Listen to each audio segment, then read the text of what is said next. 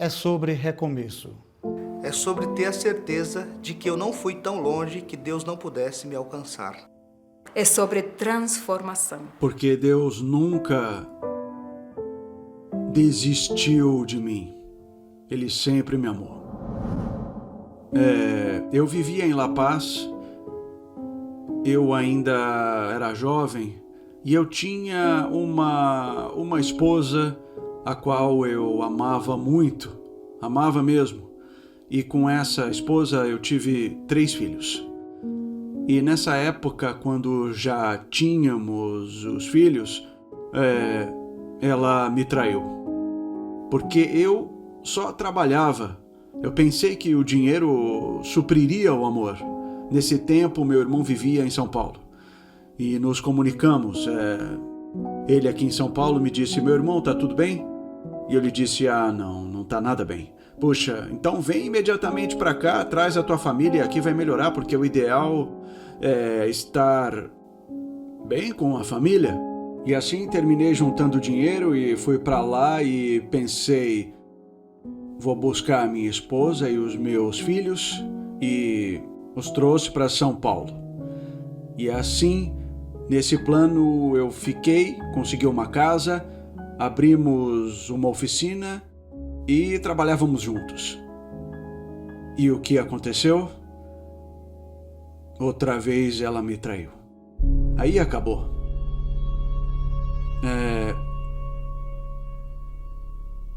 Realmente eu não podia aceitar isso. Não aceitava mesmo. E aí eu novamente entrei no vício. E esse vício me derrubou totalmente. Finalmente eu comprei um teclado. Já era tanto o sofrimento que eu agarrava o teclado, tocava, e um dia o meu irmão me disse, nossa, como você toca lindo, Deus está te chamando. Não sei, e aí ele me falou muitas coisas e eu lhe disse, tá bom irmão, eu aceito, e aceitei. E eu pensei que nesse período que eu frequentei a igreja Assembleia de Deus, eu era capaz de dar um estudo bíblico. E um dia, por acaso, por coisas de trabalho, eu me encontrei com uma adventista. E ela me perguntou, você é cristão? E eu disse, sim, sou cristão. Poderíamos estudar a Bíblia? Sim, podemos estudar, eu te dou estudos, eu disse. E chegou o dia do estudo com aquela senhora. Então, irmão, vamos começar? Tá, sobre o amor de Deus. Eu abri a Bíblia e disse que Cristo morreu por nós crucificado, que Deus nos ama tanto, e também diz neste lugar textos que ela me mostrou que eu li que não havia lido até aquele momento. E abriu meus olhos. Esse dia a venda dos meus olhos caiu. Aí eu lhe perguntei, pois ainda não havia perguntado de que igreja ela era, onde era a sua igreja. Quando cheguei lá, amigo, nossa, que surpresa eu levei. Todos os irmãos saíram, me abraçaram, me cumprimentaram e outro como um conhecido, como se por anos eu pertencesse a essa igreja. Eu quero me batizar. Eu quero pertencer a esta igreja. Querido amigo, querido irmão, o que você faz neste mundo, o mundo te julga, o mundo não te perdoa. Mas, se você pecou e pede perdão, Deus te perdoa. Você quer isso também? Então aceite a Cristo. Já é hora, não há tempo a perder, porque o tempo é curto.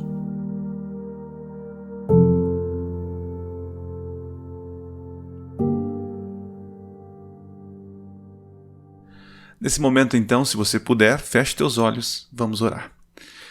Pai querido, nesse momento nós queremos ser restaurados pela Tua Palavra e queremos que, ao abrir a Tua Palavra e ler a Tua Palavra, ela então traga mudança para a nossa vida. Abençoe a todos que estão assistindo, aqueles que irão assistir, que Teu Santo Espírito esteja sobre nós, unja meus lábios, os ouvidos dos meus irmãos, é o que lhe peço em nome de Jesus. Amém. Bom, e para você ganhar o livro, você amigo que está nos assistindo aí, que foi convidado por um adventista, a frase que você vai colocar aí é a seguinte: Jesus, eu quero beber desta água. Se você quer ganhar o livro, você amigo que está nos assistindo, que foi convidado por alguém, então escreva aí no chat agora: Jesus, eu quero beber desta água. Muito bem, o tema que nós vamos falar hoje é da mulher samaritana.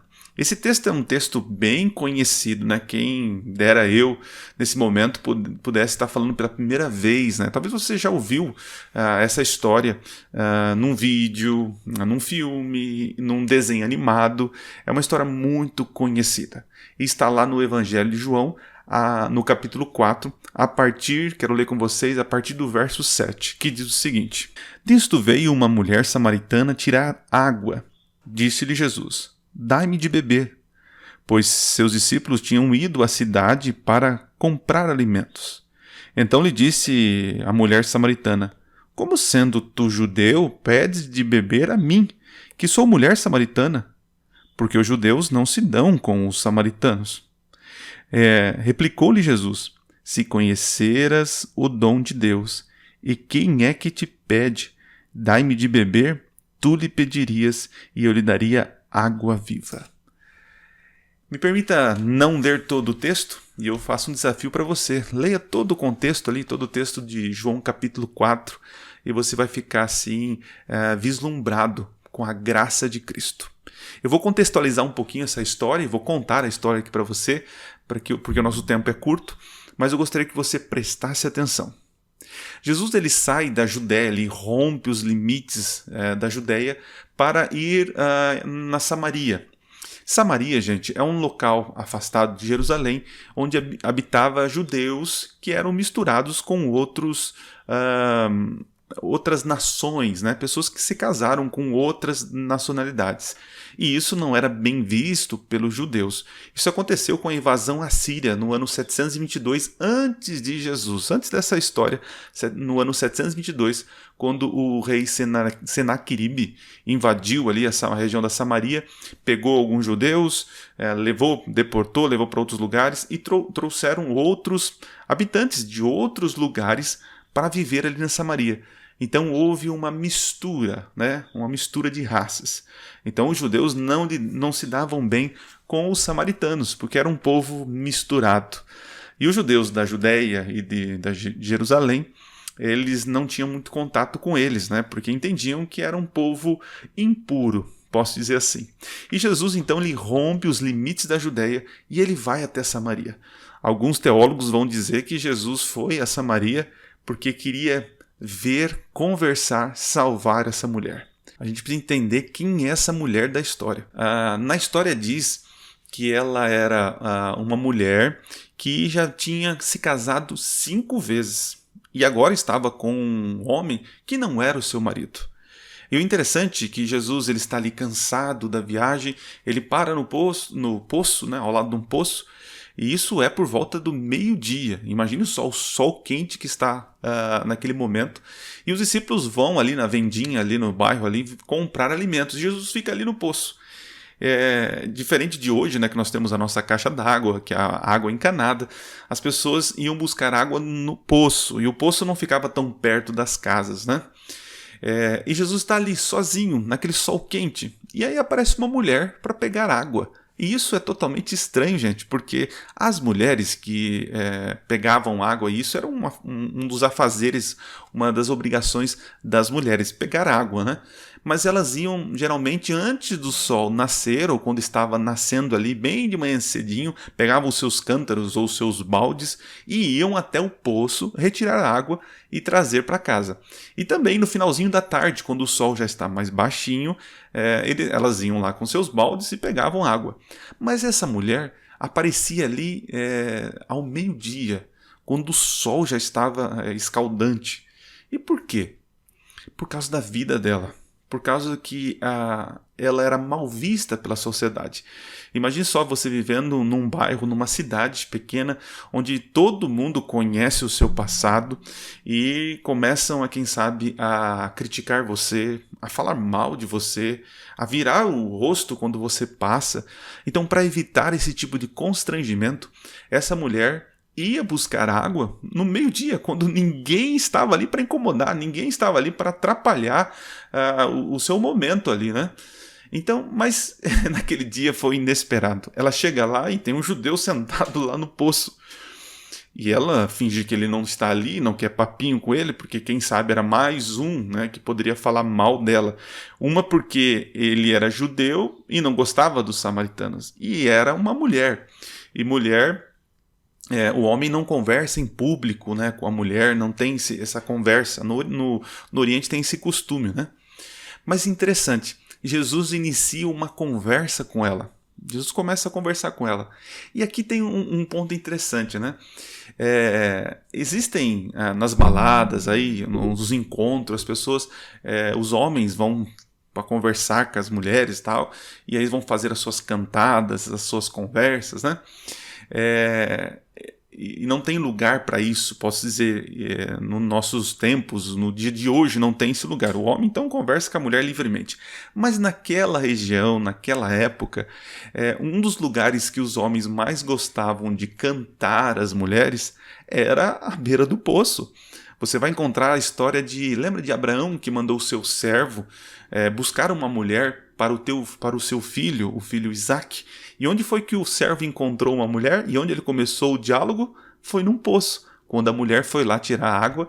E aí então o servo de Abraão conversa com ela. E ela fica meio sem jeito e ele explica, não, eu estou procurando uma mulher para o meu servo. Tá?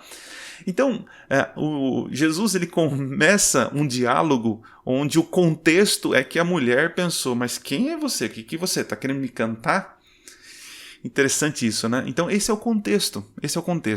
Uma mulher desprezada, com um passado sujo, com uma vida sofrida, sentindo culpada, se escondendo, e agora tem que conversar com um judeu que está ali pedindo água para ela. Mas dentro dessa história, eu queria que você se encaixasse, que você agora se sentisse essa mulher samaritana, porque a Bíblia ela é tão atual, porque os seus personagens, as histórias que aparecem, foram escolhidas a dedos por Deus para deixar registrado, porque os personagens do passado são os mesmos do presente. Eu e você talvez sejamos essa mulher samaritana, que tentamos nos esconder dos nossos erros. 3 realidades que você precisa aprender com essa história, e eu queria deixar com muito carinho para você. A primeira é de que Jesus, né, nosso Deus, ele conhece o nosso passado. O nosso passado, ele não faz com que Deus nos ame menos. E não adianta você tentar esconder quem você é. Você pode tentar esconder quem você é das pessoas. E você esconde quem você é, o seu passado, por medo que as pessoas te rejeitem. Mas não tente fazer isso com Deus. Porque Deus sabe de todo o seu passado, sabe quem você foi e quem você é. E não adianta você tentar esconder as coisas de Deus para que Deus não saiba quem você é, para que Ele ame menos que você. Entenda uma coisa, não importa como você está, o que você fez, Deus te ama. Não há nada de ruim que você tenha feito ou está fazendo agora, faça com que Deus te ame menos.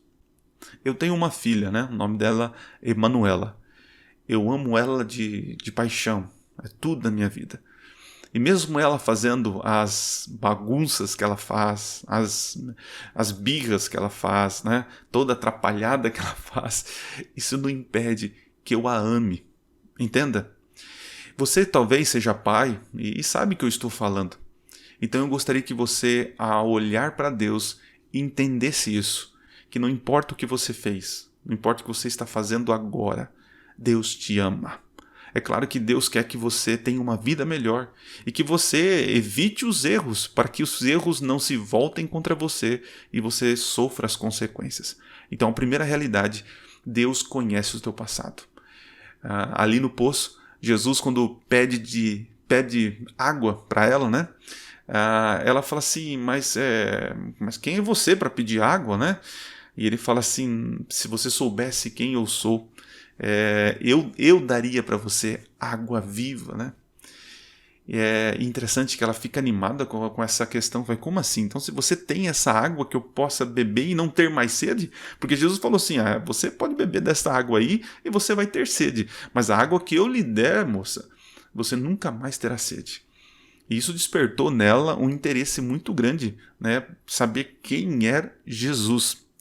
E aí Jesus então mostra quem ele é, dizendo o seguinte: moça, vai lá, chama o teu marido, traz ele aqui então. E a mulher então fala assim: não, eu não tenho marido. E ele diz assim: disseste bem, porque os 5 que você tentou, né, que você teve relacionamento, não são seu marido, né? Não é, e o marido que você tem hoje não é teu marido, não é o teu homem. Então Jesus sabia, conhecia a história daquela mulher. Então a primeira realidade que você precisa entender é essa: Deus conhece o teu passado, não adianta tentar esconder. A segunda realidade que eu quero deixar aqui com você é que Jesus ama você apesar dos seus erros. Não adianta tentar se justificar para mostrar que você é gente boa. Outro dia eu conversando com uma pessoa, a pessoa diz o seguinte: pastor, eu não preciso de Jesus, eu não preciso de igreja, eu não preciso desse tipo de coisa, porque eu sou uma pessoa boa, eu pago o meu imposto, eu não devo nada para ninguém, eu trato bem as pessoas. E nós achamos que esse tipo de justiça própria, que esse tipo de boas obras vai fazer com que a gente seja realmente gente boa perante Deus, né? Mas a Bíblia diz em Romanos que todos pecaram e todos precisam da glória, né, de Deus. Então a segunda realidade que você precisa entender é que Jesus te ama apesar dos teus erros. E como é a primeira, né? A primeira é ligada à segunda, né? A primeira é que você não consegue esconder o teu passado. Então seja realmente quem você é diante de Deus. A segunda realidade que você precisa entender é que Deus te ama apesar dos teus erros. Veja como que está tudo ligado. E você precisa desenvolver essa crença. É claro que Deus, como eu falei, não quer que você continue nos seus erros. Ele quer que você abandone os seus erros. E naquele momento, naquela conversa, ao meio-dia ali, junto ao poço, aquela mulher reconheceu que ela não era, que ela era pecadora e que realmente ela tinha uma vida vazia. E aí então ela começa um diálogo agora para tentar de alguma forma sair, né, da situação ali, e ela começa a falar sobre religião. E ela diz o seguinte: eu estou vendo que você é profeta. Então me diga uma coisa: os meus pais, o meu povo diz que nós temos que adorar aqui em Gerezim. Vocês judeus estão dizendo que o local verdadeiro de adoração é lá em Jerusalém. E aí?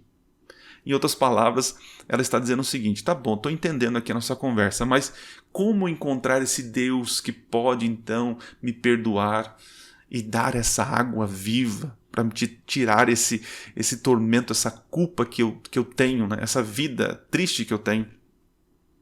E Jesus diz assim: moça, já chegou a hora, né, em que o meu Pai está procurando adoradores sinceros, né? Os que adorem Ele em espírito e em verdade. Não existe local de adoração. Todos os lugares é lugar para encontrar o nosso Deus. E talvez você tenha tentado buscar o Deus próprio do teu coração, né? Tentando achar a religião segundo o seu costume, segundo o teu jeito. Interessante que Jesus ele repreende dizendo para ela o seguinte: olha, vocês não sabem o que é adoração, né? O seu povo realmente se misturou com outros costumes, e a salvação vem através dos judeus. E realmente a salvação vem através dos judeus, a lei veio através dos judeus, o Messias veio através dos judeus.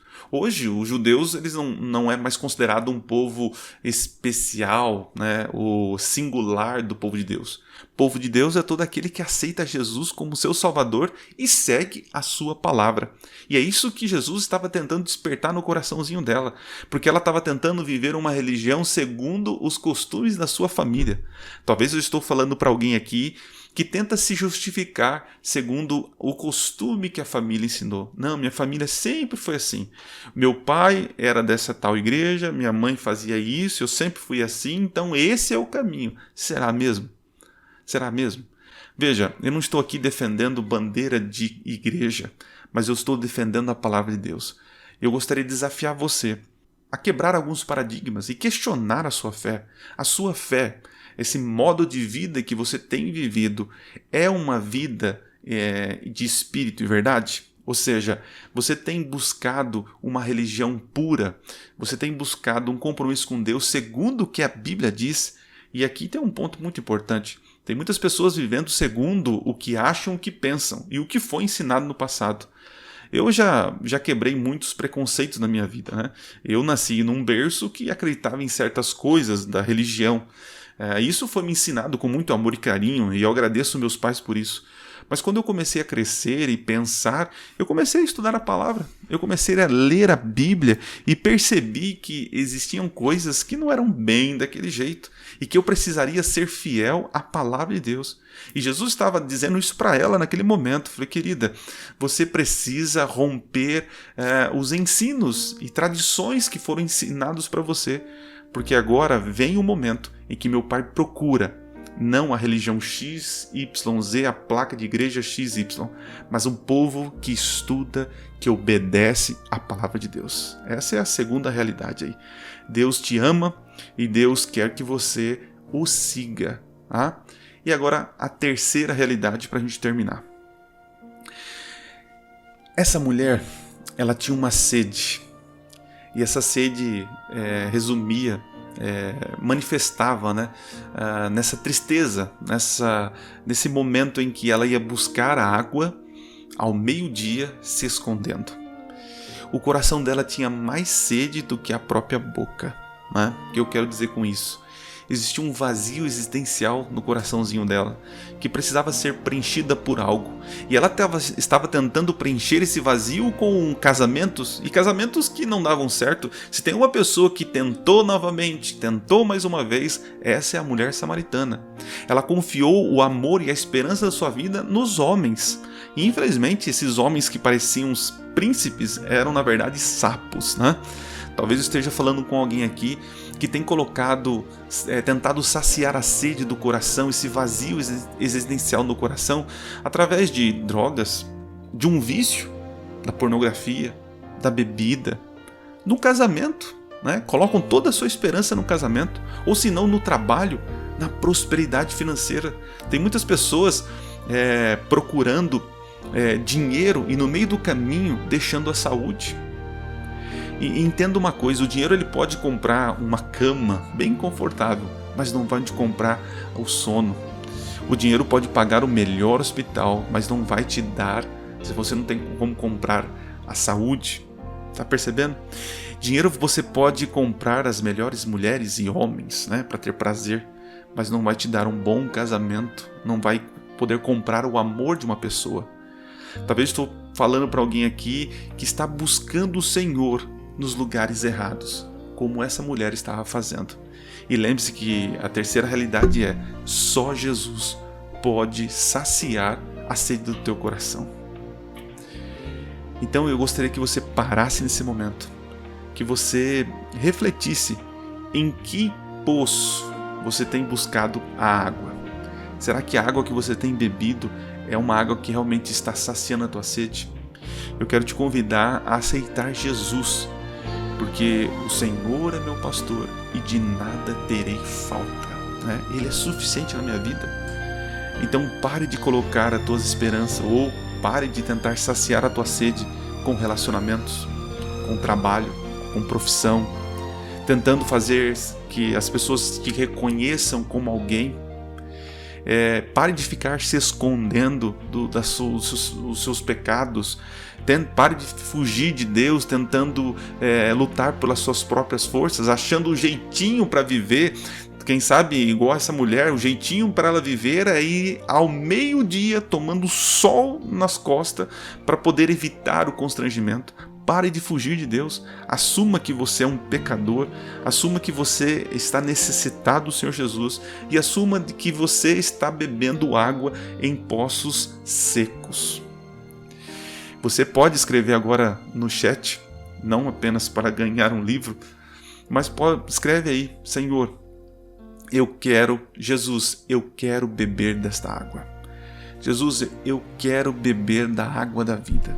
Senhor, me dê esta água, sacie o vazio do meu coração, porque isso dói, isso tem me machucado, e eu quero viver uma vida em paz com o Senhor. Então, enquanto você ouve esta música, eu gostaria que você refletisse na tua vida, no teu passado, no teu presente e o que você fará no futuro. Porque essa mulher, quando encontrou a água da vida, largou o cântaro, largou os baldes ali, correu para a cidade e foi falar desse Messias maravilhoso que ela tinha encontrado, que tinha saciado o desejo do coração dela. E ela então, com a ajuda, com a pregação desta mulher, quase todo o vilarejo aceitou Jesus como Salvador. Quem sabe estou falando para um tipo de Paulo aqui, um tipo de Maria, uma mulher samaritana que está no caminho errado, mas a partir de hoje vai dar um estralo na vida e vai correr então, vai encontrar a água da vida e vai então distribuir essa água da vida para outras pessoas. Então ouça essa música, reflita na sua vida e depois faremos uma oração.